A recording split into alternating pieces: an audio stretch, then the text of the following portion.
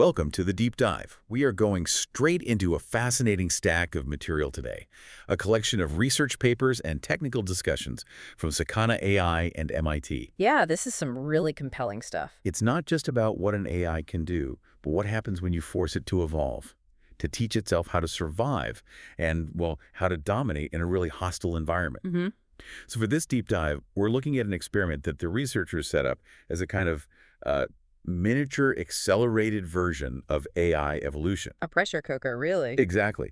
Our mission is to unpack this concept they call the digital red queen, or DRQ, and see how this recursive, self-improving system handles a relentless, open-ended challenge. And the stakes here are massive. They really touch on one of the biggest theoretical ideas in the entire field. Recursive self-improvement, RSI. That's the intelligence explosion theory, right? Right. The point where an AI gets so good at AI research that it just takes off. A cascade of self-improvement that leads to superintelligence, maybe, in a very short time. Precisely. And the sources are suggesting this isn't some, far-off sci-fi idea anymore. We're starting to see the actual mechanisms that could drive it. And the core principle behind that is self-play. We've seen it before in games like chess or Go. Right. Think back to AlphaGo. When the models were just trained on human games, they basically hit a ceiling. They got as good as the best humans, and that was it. But the second you let them play against themselves, learning from scratch, they just blew past human ability. It's almost as if our own knowledge, our human strategies, were actually holding them back. So this experiment takes that same self-play idea and just throws it into a much, much more complex, Turing-complete environment using modern LLMs. Yep. Which brings us to the core question of this deep dive. What happens when you throw an LLM into an open-ended arms race? Can it develop robust general intelligence? And, how fast? And the answer they found is all wrapped up in this digital red queen algorithm, which they tested in a classic programming game called Core War. Okay, let's unpack this setup first. Before we get into the AI, we really need to understand the battlefield. Core War. This is not a new game, is it?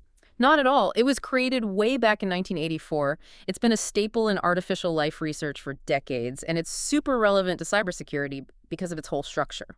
So how does it work? Players write these little autonomous programs called warriors. They write them in a special assembly language called red code. And these warriors get dropped into a virtual computer shared memory, which they call the core. Right, and that core is their entire universe, usually a circular memory space, say 8,000 cells. But here's what makes it so dangerous. There is absolutely no distinction between code and data. None. Your program's instructions are sitting right there next to your opponent's program's instructions. Oh, wow. So you can literally rewrite your opponent's code while it's running. You can, and that's the whole point. The primary attack is basically, well, it's like throwing sand in an engine. Spiking the engine, I think I read. Yeah. How does that work? The goal is just to be the last program running. And the main way to kill an opponent is to write an invalid instruction, a DAT command, somewhere in their code. And if their program tries to execute that line? It just crashes instantly. The process terminates. So it's a direct digital assault. The code is the weapon. Memory's the battlefield. Exactly. And the most crucial part for this whole discussion is that Core War is Turing complete. Meaning there's no ceiling on strategy, right? Unlike chess or Go, where the board is finite, here you could theoretically invent a new, more complex strategy forever. You could. It supports a truly open-ended arms race. And humans have been trying to do just that for decades. What kind of strategies came out of all those King of the Hill tournaments? Well, the playbook evolved over time. You had simple things at first, like bombing runs, where a warrior just randomly scatters those DAT commands everywhere. Just carpet bombing the memory? Right. Then you got more complex things, like scanning the core to find your enemy before you strike. But the really big breakthrough was self-replication. The digital parasite. Yes, exactly. The classic example is a warrior called the classic imp. It's just a tiny piece of code whose only job is to copy itself to the next line of memory. Over and over. It just spreads. And I'm guessing that spreading is key for survival. It's everything. The best human strategies rely heavily on spawning tons of processes using an opcode called SPO. It's like multi-threading. So if an opponent kills one of your threads, you still have 99 others running around. It creates this constant evolutionary pressure. Yeah. Yesterday's champion is today's easy target. That's the perfect way to put it. Okay, so we have this hostile, open-ended arena. But if it took humans decades to come up with these strategies, how do we know Core War is a good test for an LLM? is it not too simple? That's a great question, and it really gets to the heart of it. The point isn't that Core War is harder than the real world. It's that it's a complete, self-contained adversarial system. Once it starts, there's no human input. It's a perfect accelerated sandbox to watch strategic discovery happen. And that's where the AI accelerator comes in. The digital Red Queen algorithm. Tell us about the name. It's very evocative. It's from the Red Queen hypothesis in evolutionary biology, which itself comes from Lewis Carroll's Alice Through the Looking Glass. Right, where the queen says, it takes all the running you can do to keep in the same place. I love that quote, and it perfectly captures this idea. If you stop improving for even a second, your rivals, who are also running, will just blow past you. So how does the DRQ algorithm actually enforce that? It's a loop. It starts with one initial warrior, let's call it $2. Then an LLM they use, GPT-4 Mini evolves a new warrior, W dollars, specifically designed to beat $2. Okay, that sounds like a standard optimization task. Where does the Red Queen part come in? The next round, a new warrior, 2W2, is evolved to defeat all previous warriors. So not just W1, but $2 and $1. The next generation has to be able to handle the entire history of its ancestors. I see. So it's not just about beating the current champ. It's about being robust against a constantly growing history of threats. That sounds incredibly computationally heavy. It is. Which is why the inner mechanics are so important. The LLM does the creative part, the code synthesis, but to manage the search space, they use an algorithm called MAP elites. Wait, MAP elites? What's that for? Why not just take the single best warrior from each round and move on? Because you'd get stuck. You'd find a local optimum. The best warrior against $2 might be a super specialist with a brittle strategy that is totally useless against $2 one. So you'd end up with these one-trick ponies. Exactly. MAP Elites forces the system to explore widely. It builds a map of lots of different high-performing strategies. It preserves diversity. And that breadth, having all these different evolutionary stepping stones, turned out to be absolutely crucial for the LLM to build a true generalist. That makes perfect sense. You need a deep bench of options. And the results were just immediately clear when they tested it. In their baseline test, just optimizing against a single target, the AI created these brittle specialists. They only beat about 28% of the human champions. Like the DRQ process. The DRQ process, running against that whole history, produced warriors that were generally robust. They got progressively better at beating unseen human warriors that the LLM had never, ever encountered before. And what's so wild is the speed. I mean, the LLM, just playing in its own little digital universe, discovered meta strategies like bombing and self-replication that took humans decades of competition to figure out. That is the part that just hits you. It didn't just match human skill. It compressed decades of human-led strategic discovery into a tiny fraction of the time. So if we look at what the AI actually built, what did it decide was the best way to win? Well, the best warriors it produced all shared this obsessive focus on high parallelism. Spawning tons of threads. Dozens, sometimes hundreds of them using that SPL opcode. It's the ultimate defense. To kill that kind of warrior, you have to find and halt every single one of its processes. It's exponentially hard. So it learned that maximizing your survival surface area is the dominant strategy. I also saw there was a trade-off. There was.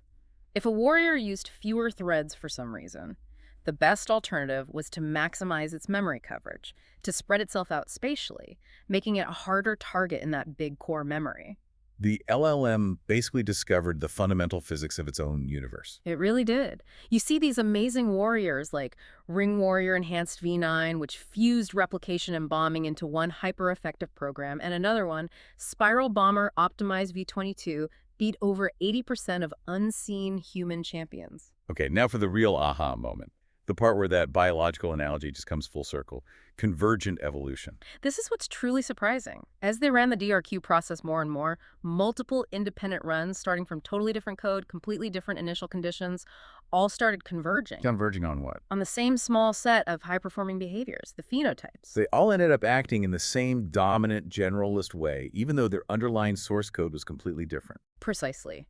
The genotype was diverse, but the phenotype, the function, was the same. It's just like evolution on Earth. You know, bats and birds independently evolved wings. Right, because the environmental pressure to fly was so strong that it favored that solution, even if the genetic path to get there was totally different. That's it. The relentless pressure of the digital Red Queen forces convergence on the single best way to behave: generalized robustness. So if this can happen so quickly in a safe sandbox environment, we have to talk about the implications for, well, for real systems. And that takes us straight to cybersecurity. Core War is an incredibly good analog for cyber conflict because it's code versus code, searching for vulnerabilities, constantly adapting defenses. And because the DRQ algorithm itself is so simple and general, you can imagine applying it to other real-world adversarial problems. Oh, absolutely. Discovering software exploits and defenses, designing novel drugs, or even battling antibiotic resistance, which is basically nature's own Red Queen arms race. But the most remarkable finding for me was about the LLM's understanding of the code itself. The predictive insight, yes. The researchers found that just by analyzing the source code of a warrior, its genotype embedding a simple model could moderately predict how well it would perform, its generality score. And just to be clear, this prediction was made without ever running the simulation. That's the breakthrough.